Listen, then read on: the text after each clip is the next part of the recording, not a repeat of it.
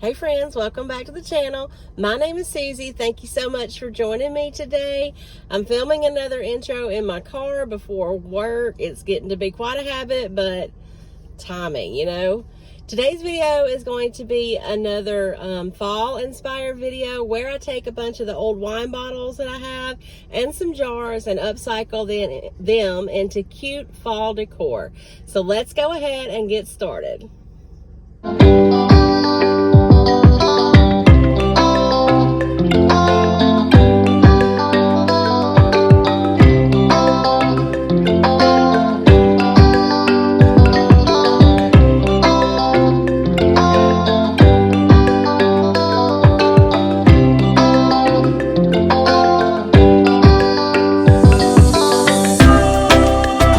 Before I get started with my bottles and jars, I want to show y'all an easy way to use some wine corks.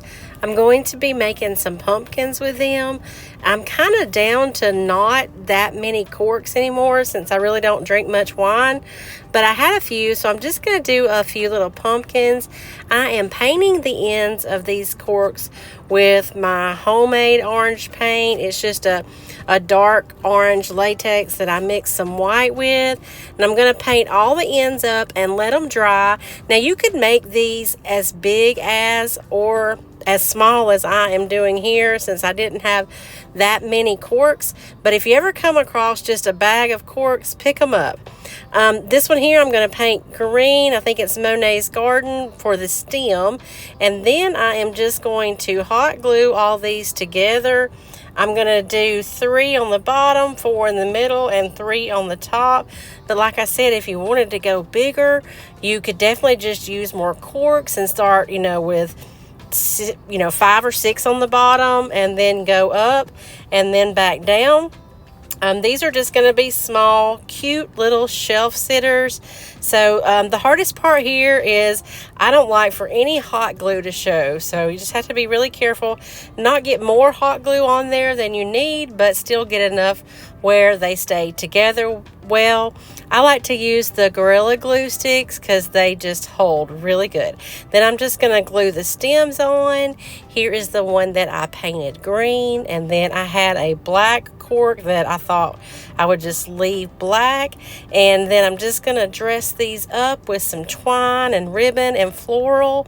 I'm just cutting apart like a dollar floral stem from Walmart, but you could also cut some felt leaves out or anything to dress these up.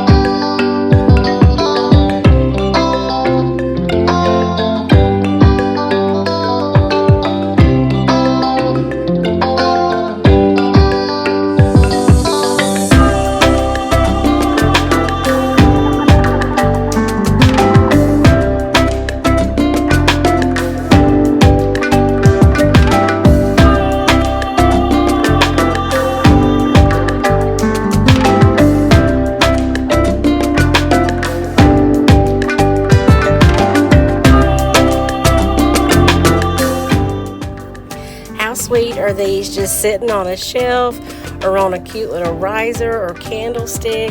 I just love how they turned out. I probably won't be selling these, but if I run across some more corks, I'll pick them up and definitely make some more.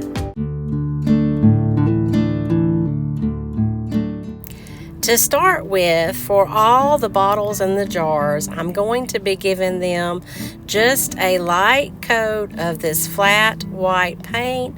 It's not necessary, but if you're going to be painting a batch of them, it just helps the paint stick so much. The main thing is you don't want a real thick coat.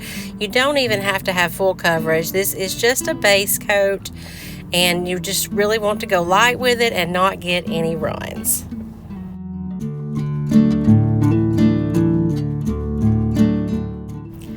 For this first wine bottle, I'm going to be painting it white with my white mixture of all the white paints I had laying around.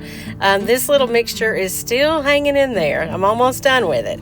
And I'm going to be doing a buffalo check paint job on it.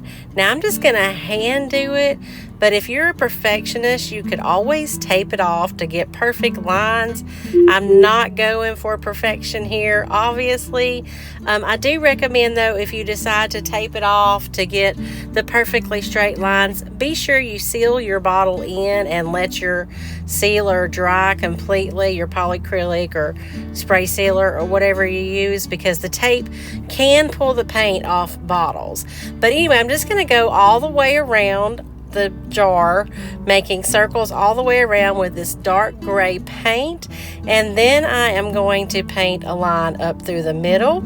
Like I said, not going for perfection, but the only thing here with a bottle, you have to kind of get smaller with your lines up the top because there's not as much area to paint.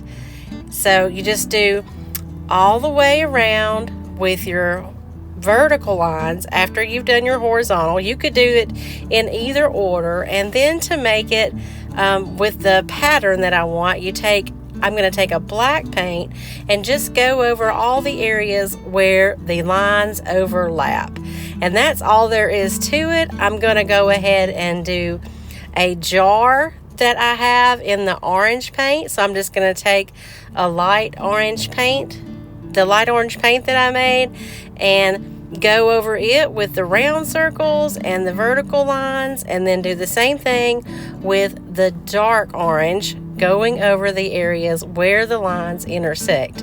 And that is all there is to it. I love buffalo check pattern. It is one of my favorites, and I love the combination of the black and white together on these bottles and jars.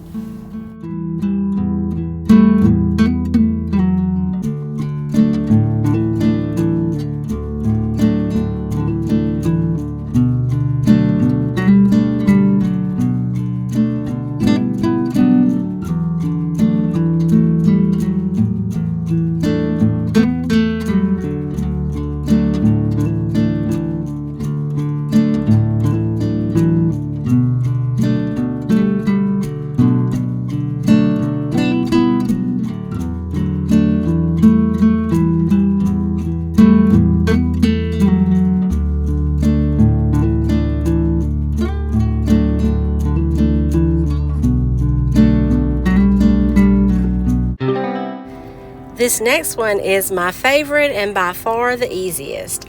I'm going to take 3 of the bottles that I spray painted white, and I am going to ombre spray them to make them look like candy corn. The trick to this is you want to do light coats, and you want to start with your middle color. I've already painted the bottles white, so that'll be your top color. And then you want to do your middle color in just a couple of light coats, and then come back with your orange on the bottom. And these are that easy. Once I got them spray painted, I let them dry, and then I put a coat of polyacrylic on them just to make the top white paint look just as shiny as the bottom spray paint. But these were so easy and turned out so cute. I can just imagine a cute little Halloween centerpiece with these bottles.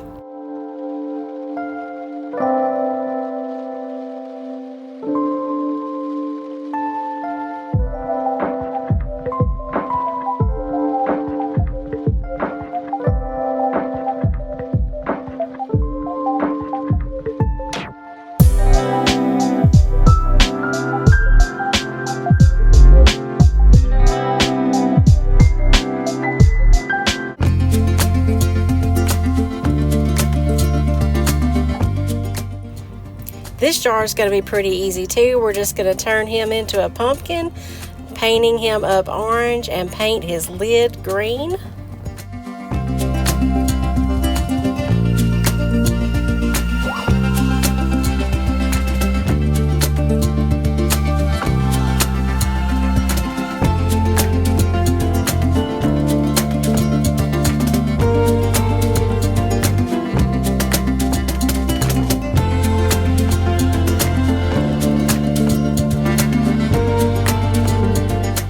I'm not sure if I lost the footage or if I didn't hit record on this part here, but I've just decorated him up with some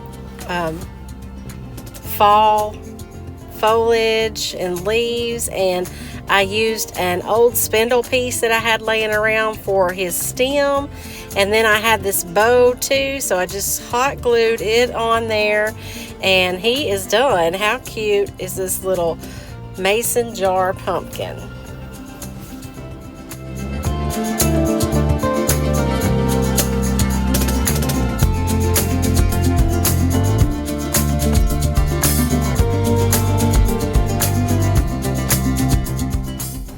For this little jelly jar, I'm going to use some more of the little napkins that I got at Hobby Lobby to decoupage on it. When you're decoupaging with napkins, you be sure and take the different plies off and only use the one layer. This one happened to fit absolutely perfect around this little jar.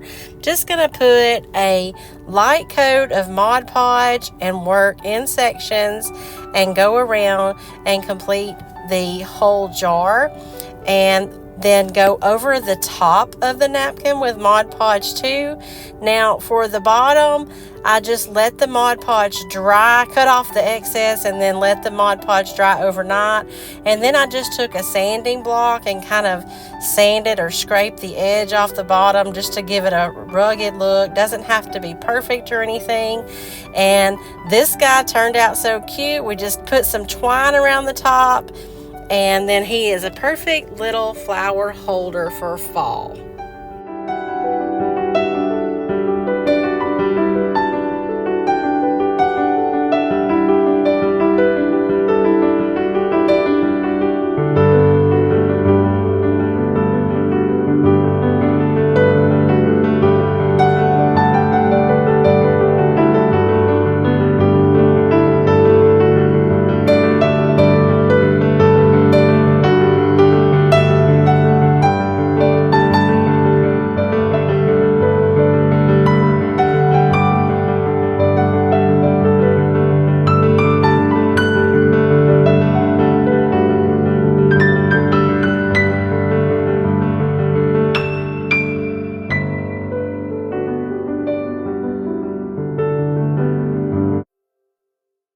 For my last two bottles, I am going to be using a lighter, like a beige color. I think this is Dixie Belle Drop Cloth, and I'm just going to give both bottles a quick coat of this color, and we're going to turn these guys into scarecrows.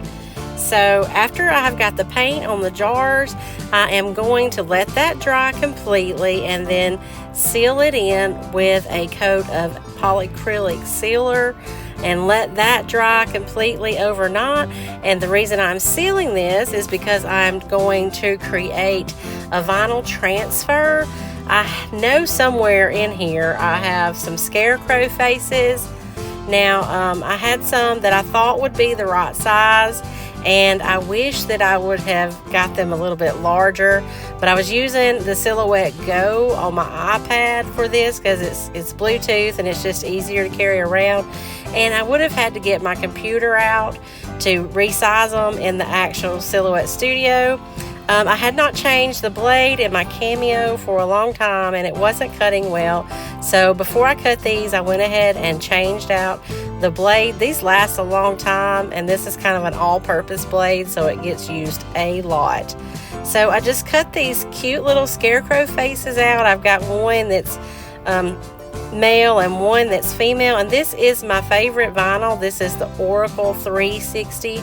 It's a matte black, and it's the easiest to weed, and it's just my favorite to use, and I get it on Amazon. I will leave a link for it below in the description box if you're needing some of this. This is my favorite vinyl for signs and everything. So I'm just going to cut them out and weed them.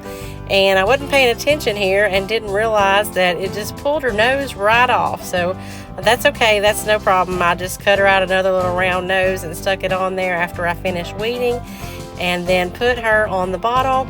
Like I said, I wish I would have made these faces a lot larger, and I will next time, but still I think these turned out pretty okay as they are. So I'm just going to put the faces on each bottle, and then we're going to dress them up. I'm using some twine for their hats, and I also cut out some burlap, and I'm using some raffia to make them some hair and some straw all over them. And I think that these are so cute for sitting around for Halloween or fall. And I'm gonna definitely be making some more of these to sell in my booth. Not super happy with the way these two turned out, just because I want to make bigger faces, but I'll be making some more for my booth.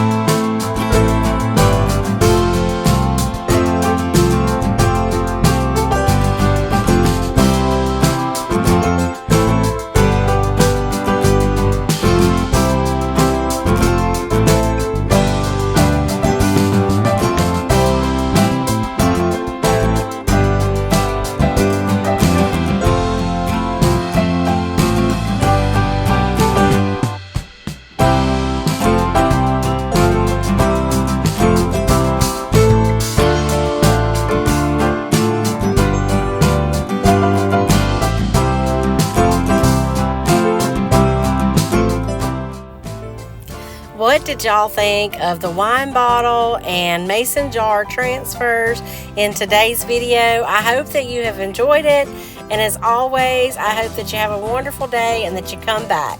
Thank you so much.